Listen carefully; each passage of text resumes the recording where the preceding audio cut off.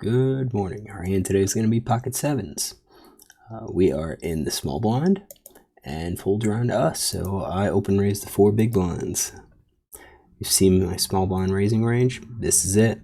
I did have some hands yesterday that I played that were in the small blind. I had some of these and I did fold. But then I also had a couple hands where I had some of these low suited connectors and I raised. As it turned out yesterday, I won all of those, raised and big blind folded. But it's just kind of have to get used to that thinking. Likelihood that villain's going to come in with a hand is fairly small. So I raised the 4. Would do that even with my weak hands, and big blind calls. Now he's playing 38-1. He is definitely loose passive, unlikely to 3-bet, and really probably unlikely 3-bet with like kings. So I've got here did not 3-bet big blind versus blind with kings. I have sometimes 3-bet versus steal aces and jacks. So there's always going to be a possibility that he just calls with a premium hand. I do want to note that he plays about 44% of hands from the big blind. That's his loose nature. But blind versus a steal, he folds about 71%. So he calls a steal about 24%, 3-bets a steal about 6%. Now, this is only one time, 1 out of 17. And we already know that he has just called with pocket kings before. So we're going to put some weighting on this number, but I think we're going to be looking at like maybe anywhere from between 25 to 30% calling range here for him. Now, he might loosen up because it's a small blind, but it's hard to say. So I am going to say that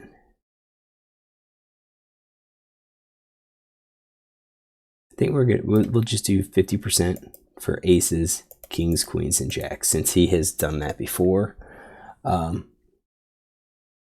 add the weighting. This gives us 28.2%. I think this is a suitable range. It's suited aces, suited kings. We've got our suited connectors, suited one-gappers. We've got Broadway, and then we have these 2 offsuit connectors here. And we'll go with that. We'll go with that range. So we see a board of king, king, 6. And we should recognize that with 2 kings out, it is less likely the villain actually has a king. Now, he does have kings in his range, but with 2 kings on the board, it reduces the likelihood that he has one of those king X hands. So we know this is a passive player. We know he could have like aces, queens, and jacks in his range. Definitely ace king is in his range. I don't believe he raises that at all, and I think that is pretty standard. I think he might raise pre-flop with it, but he's almost never 3-betting. And you can see his 3-bet stat 2 out of 479 attempts. He's very rarely going to be 3-betting. But he did, and those were those 2 hands that he did versus his steal, aces and jacks. So those were the two hands. So actually, we could probably reduce his range to even lower, or actually make it even more. It's like 75% chance that he has these hands. So what do we do now with this board? I do think we attack. Villain's going to fold to a c-bet over 60%, maybe a little bit higher. And even if he calls, he tends to fold on the turn, so we're going to need to do 2 barrels. We do have a 7 of diamonds, so we've got a backdoor diamond draw. We would really have to have a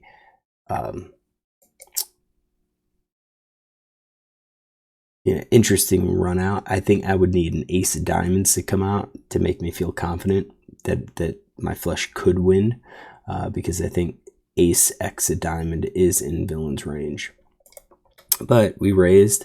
I think we can make a claim for checking and for betting. I think betting here is we're going to be betting for protection, because we don't want like a queen, jack, queen 10 to see a free turn and catch one of those cards to beat us.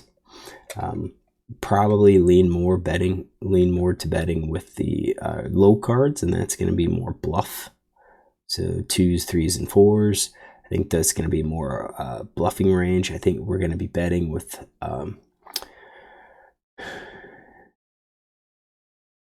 aces, but I think queens, jacks, tens probably checking, because if we're ahead, we're probably going to still be ahead after the turn with those hands. I think sevens kind of in that middle area where we could bet. So we can, again, we are looking at maximizing our wins. So I think quads, full house, 3 of a kind are checks. I think overpair are checks. Pocket pair below the top card, I think we're checks with those, with queen and jack, and then I think we're getting to bets with the rest. And that means then we're betting with a middle pair. We're betting with pocket pair below the board, and that's going to be a bit more for a bluff. I think we're betting with our ace high hands.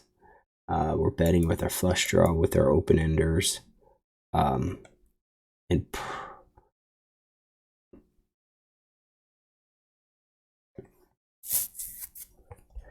two card backdoor flush draw. I think that's going to be part of our check call range, because I think what we could do is turn those into a bluff, at least some of those into a bluff. You can see right now we are a little bit unbalanced, because I've got a small number of hands that actually serve as value when I bet, which probably means that I might need to change what kind of hands I'm checking or betting.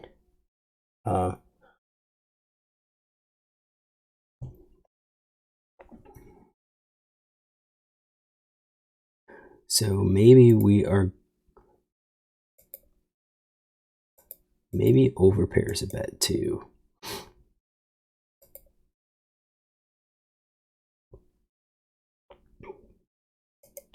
And maybe these hands.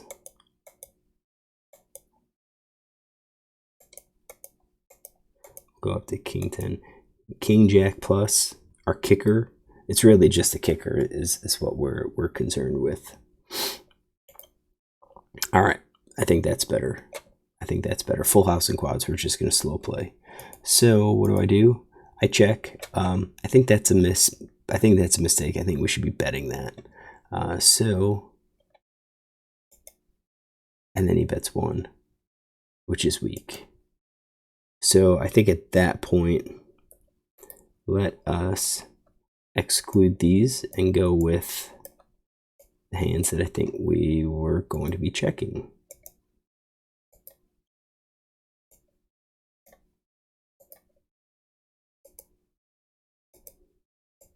Oops. Let's turn that off. All right, so if we checked those and he bet 1, well, what's he gonna bet 1 with? This is kind of interesting because of the bet size, and I don't think I have anything on there. So this is our float bet, 27%. It looks like he probably does it quite often. Would he bet that with quads and full house, 3 of a kind, with an overpair, pocket pair? I kind of just think it's going to be something low. Maybe even a bluff. I mean, I've played with him a lot. I've got over 1,000 hands with him. Let's see, 1.2, 1,200 hands.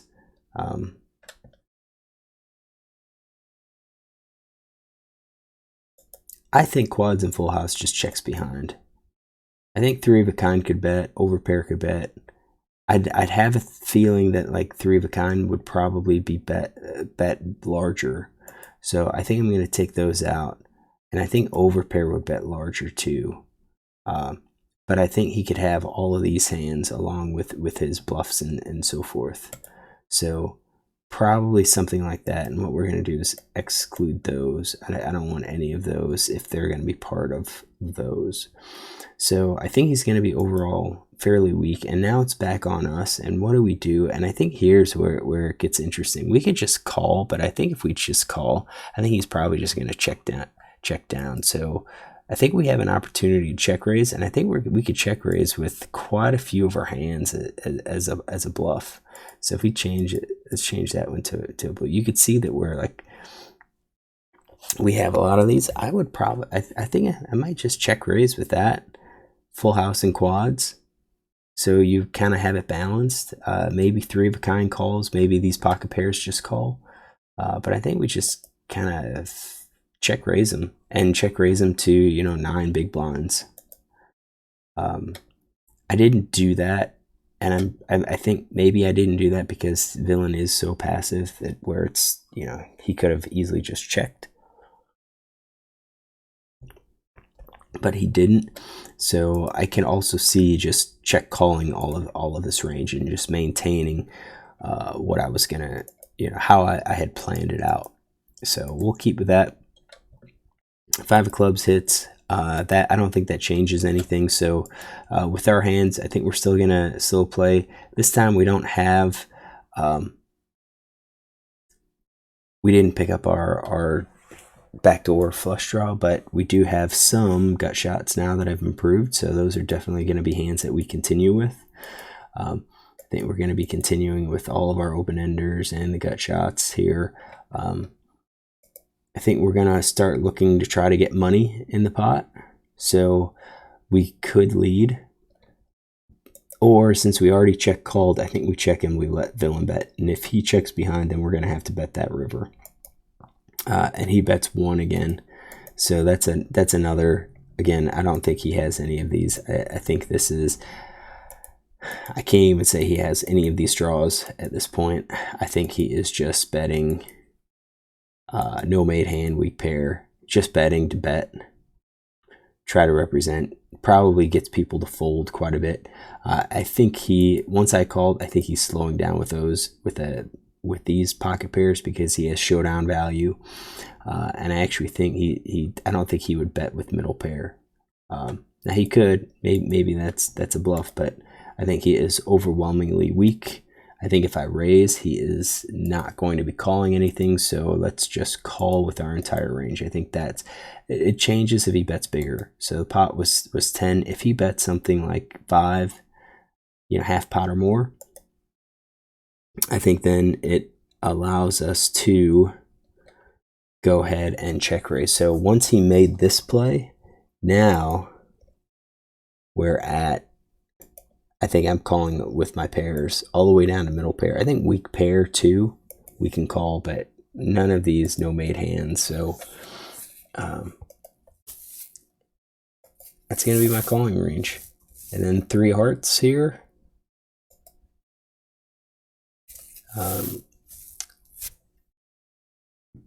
Does he have 4-2? Probably not. He's representing just really low hands. And I think if I check, he might not bet again. I think here we go. Pot's 12. I think we bet 3 or 4. At most, half pot is I think what we should probably be doing. Try to get him to call. Because he might think that we're bluffing, and he, if we think about what hands could he call, he's definitely calling a full house, but he might also call with like a middle pair or one of these weak pairs, and maybe even ace high, just to see if maybe I had a missed diamond, and that's 36%, 37%. So I think we lead out with that smaller bet with 3 of a kind plus and that pocket pair below the top card, and maybe even the middle pair. I'm not necessarily liking the middle pair because if I have the middle pair, it makes it less likely that he has one of those hands, which leans more towards one of these. And would he call with ace high or not? So I kind of feel like I'm missing some value with that check. And yeah, sure enough, when I checked, he checks too. So at this point, once he checks, he's down low. I think I've won this hand and I've lost some value. So he shows ace 2. That's interesting. I didn't have the diamond because I didn't think he would be betting with that diamond draw, but he did.